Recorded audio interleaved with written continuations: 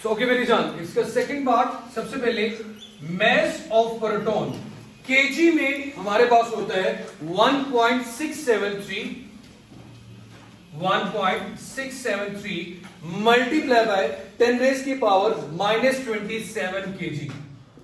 ये प्रोटॉन का मैस है हमारे पास केजी में। हम अगर इसको एटॉमिक मैस यूनिट में कन्वर्ट करेंगे न्यूक्लियर फिजिक्स में, तो मैंने आपको वो वैल्यू बताई थी, उस वैल्यू के साथ आपको क्या करना पड़ेगा, डिवाइड करना होगा। So mass of proton 1.673 multiply by 10 square -27।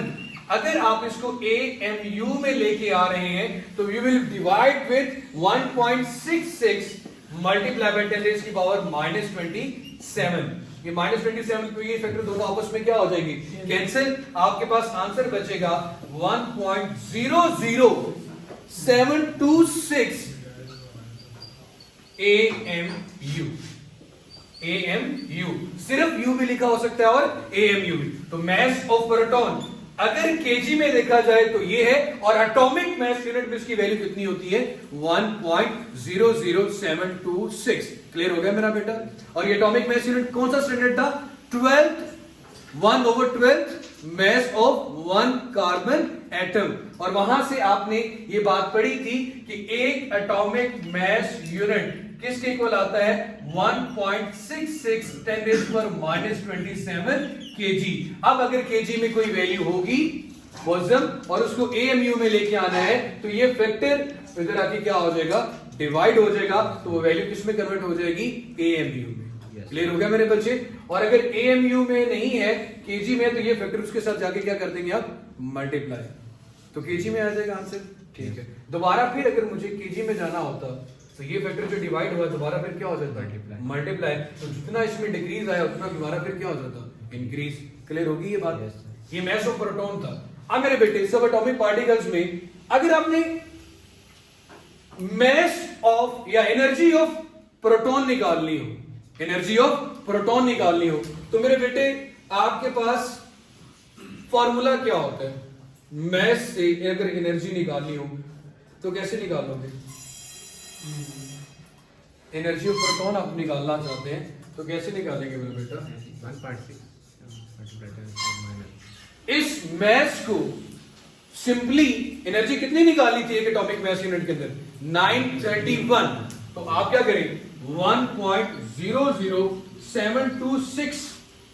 अब मैस कितना प्रोटॉन का 1.00726, इसमें कितनी एनर्जी के साथ मल्टीप्लाई कर देंगे 931 मेगा इलेक्ट्रॉन वोल्ट के साथ मल्टीप्लाई कर देंगे तो किसकी एनर्जी आ जाएगी, एनर्जी ऑफ प्रोटॉन। और ये एनर्जी किसकी को लाएगी मेरा बेटा 938.27 mega electron volt. 938.27 mega electron volt. समझ आ गई बात की या नहीं? हमारे पास मैस ऑफ प्रोटॉन कितने 1.00726 और एनर्जी मैस इक्विवेलेंस में आपने पढ़ा कि एक एटॉमिक मैस यूनिट के अंदर कितनी एनर्जी होती है 931।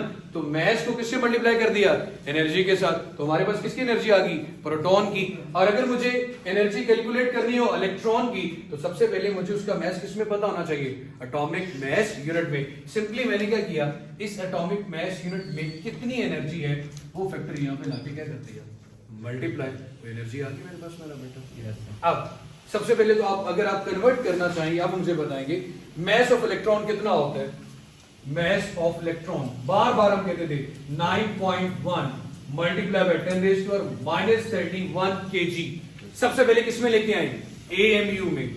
AMU में लाने के लिए किसके साथ डिवाइड करोगे 1.66 मल्टीप्लाई बाय 10 की पावर -27। तो आंसर क्या आएगा मैस ऑफ इलेक्ट्रॉन का AMU में, एटॉमिक मैस यूनिट में इसका कितना मैस आता है, वो आता है मेरा बेटा 0.0000055। ये एटॉमिक मैस यूनिट में किसका मैस आया, इलेक्ट्रॉन का। वैसे हम केजी में लिखते तो इतना बड़ी फ्रैक्शन आती थी, एटॉमिक मैस यूनिट में बहुत कम वैल्यू आ रही है। अब मेरे बच्चे आपने इसकी एनर्जी कैलकुलेट करनी होगी, तो energy in mega electron volt E is equal to किसके को लाएगा, इसके मैस को उस एनर्जी की वैल्यू क्या है मेरा बेटा 931 मेगा इलेक्ट्रॉन वोल्ट, उसके साथ क्या कर देंगे मेरा बेटा मल्टीप्लाई करेंगे तो 0.0055 मल्टीप्लाई बाय 931। आंसर मेरे बच्चे आपके सामने क्या बनेगा, इसका आंसर आएगा आपके पास मेरा बेटा 0.511 मेगा इलेक्ट्रॉन वोल्ट। तो हमने हर इलेक्ट्रॉन की एनर्जी भी निकाल ली, इलेक्ट्रॉन का मास भी निकाल लिया एएमयू में, इलेक्ट्रॉन की एनर्जी भी निकाल ली कि इलेक्ट्रॉन की एनर्जी कितनी होगी, और इलेक्ट्रॉन का मास भी निकाल लिया। क्लियर हो गया मेरा बेटा यहां पे। अब शहजादों इसी तरह हम न्यूट्रॉन का भी निकाल सकते हैं। न्यूट्रॉन का मास होता है 1 पॉइंट, वैसे निकाल दो फिर आपको सब एटॉमिक पार्टिकल्स पूरे हो जाएंगे। न्यूट्रॉन का मास केजी में होता है जनाब 1.67493 1.67493 मल्टीप्लाई बाय 10 रेज़ की पावर -27 10 रेज़ की पावर -27। इस मास ऑफ न्यूट्रॉन को अब आपने केजी से किस में लेके जाना है, एएमयू में लेके जाना है। तो किसके साथ डिवाइड करोगे 1.66 10 रेज़ की पावर -27, ऊपर क्या आएगा 1.67493 मल्टीप्लाई बाय 10 रेज़ की पावर -27। तो न्यूट्रॉन का मास एटॉमिक मास यूनिट में कार्बन के स्टैंडर्ड में आता है 1.008665 1.008665 AMU। क्लियर हो गया मेरे बेटे। ये आ गया मास ऑफ न्यूट्रॉन, और इसकी एनर्जी होती है मेरा बेटा, डायरेक्ट लिख देता हूं 939.57। कितनी एनर्जी होती है मेरा बेटा 939.7 mega electron volt energy.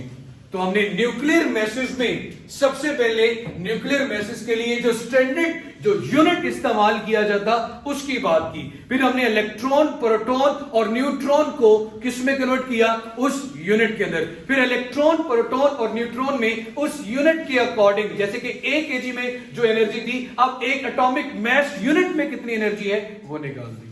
Clear हो गया मेरे बेटे, यहां तक कोई इशू तो नहीं रहा। ठीक है, अब मेरी जान अब कुछ फैक्ट्स हैं जो कि बुक का हिस्सा नहीं, कुछ फैक्ट्स जो आपको बताना चाहूंगा, आपके लिए भी बेहतर होगा।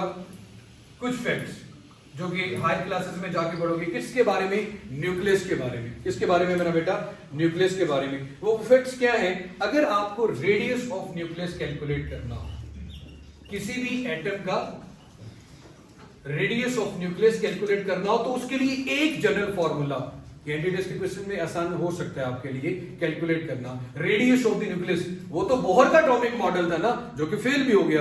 अब क्या फॉर्मूला इस्तेमाल किया जाता है कि आपको कहा जाए ये एटॉमिक नंबर है उस एलिमेंट का, अब बताएं इसके न्यूक्लियस का रेडियस क्या होगा, इसके न्यूक्लियस का रेडियस क्या होगा। तो इसके लिए मेरे बेटे फॉर्मूला लिखे, R is equal to R not multiply by A की पावर 1/3। ये डिराइव्ड रिलेशन बता रहा हूं। अब मेरे बच्चे याद सिर्फ आपने यहां पे ये चीज रखनी है कि ये जो R नॉट की वैल्यू है ना, ये होगी 10 रेज़ की पावर -15 मीटर। कितनी होगी 10 रेज़ की पावर -15 मीटर। ये जो A है ये किसको रिप्रेजेंट करेगा, एटॉमिक नंबर या atomic mass number, atomic number of element, नहीं सॉरी, न्यूक्लियस का मास नंबर। ए से हम किसको रिप्रेजेंट करते हैं, मास नंबर। क्लियर होगी मेरे बच्चे। यहां पे आप क्या लिखोगे 10 रेज़ की पावर -15, जैसे कि यूरेनियम है 236, तो यहां पे क्या लिखूंगा 236, तो क्या आ जाएगा रेडियस ऑफ द यूरेनियम। जो भी एलिमेंट है उसका क्या लिखोगे यहां पे एटॉमिक मास नंबर, किसके साथ मल्टीप्लाई करोगे 10 रेज़ की पावर -15, तो आंसर किस में आएगा फिर मीटर में। तो मीटर में किसकी बात आ गई, radius of the any nuclear. जितने भी पीरियोडिक टेबल में एलिमेंट हैं उनका रेडियस निकालने का फॉर्मूला आ गया आपके पास। अच्छा जी, अब जरा देखिएगा, अगर आपने वॉल्यूम निकालना हो न्यूक्लियस का, क्या निकालना हो, वॉल्यूम, जिसका रेडियस उसका क्या हो सकता है, वॉल्यूम भी स्फेरिकल शेप होती है ना, तो वॉल्यूम का फॉर्मूला होता है 4/3 पाई r क्यूब, 4/3 पाई r क्यूब। अब r का फॉर्मूला तो अभी हम पढ़ चुके हैं बेटा, ये पेंसिल मुंह से निकाल दें। 4/3 पाई r क्या होता है मेरा बेटा, r भी क्या पढ़ा आपने, R नॉट ए की पावर 1/3 होल पावर क्या आ रहा है क्यूब, 3 के साथ क्या हुआ cancel, 4/3 pi r not multiply by क्या आ रहा है बेटे ए, इसका मतलब है आर की पावर भी हमें क्या आएगी 3 क्योंकि होल पावर थी ना। तो ये किसका फार्मूला आ गया, वॉल्यूम ऑफ न्यूक्लियस निकालने के लिए। क्या निकालने के लिए मेरा बेटा, वॉल्यूम ऑफ न्यूक्लियस निकालने के लिए। अब डेंसिटी भी तो हो सकती है, न्यूक्लियस की जो डेंसिटी है, जितने पीरियोडिक टेबल में एलिमेंट्स मौजूद हैं, मैस ओवर वॉल्यूम के लिहाज से आप डेंसिटी निकालते हो, तो हर एक एलिमेंट की जब डेंसिटी निकाली गई उन सब की डेंसिटी कांस्टेंट आ रही है, उन सब की डेंसिटी क्या आती है कांस्टेंट। ये याद रखना 2.13 मल्टीप्लाई बाय 10 रेज की पावर प्लस 17 किलोग्राम पर क्यूबिक मीटर हर न्यूक्लियस की डेंसिटी है। एटम के हर न्यूक्लियस की, किसी भी एलिमेंट का एटम हो उसके न्यूक्लियस की डेंसिटी क्या है कांस्टेंट है, और वो कितनी है 2.13 मल्टीप्लाई बाय 10 रेज की पावर 17 किलोग्राम पर क्यूबिक मीटर। ये आ रहा है इसमें, ठीक है। तो ये डेंसिटी क्या है मेरा बेटा, ये कॉमन फैक्टर है, ये कांस्टेंट है, ये चेंज नहीं होता। ये बुक में नहीं लिखा हुआ, ये कुछ फैक्ट्स थे अबाउट द न्यूक्लियस। मैंने आपको रेडियस ऑफ न्यूक्लियस भी बता दिया, मैंने आपको डेंसिटी ऑफ द न्यूक्लियस भी बता दी, वॉल्यूम ऑफ द न्यूक्लियस भी बता दिया, उसके सब एटॉमिक पार्टिकल्स भी बता दिए, उनका मास कैसे कैलकुलेट करेंगे, उसकी एनर्जी कैसे कैलकुलेट करेंगे। It is everything clear about the atomic nucleus now. कोई इशू तो नहीं रह गया मेरा बेटा।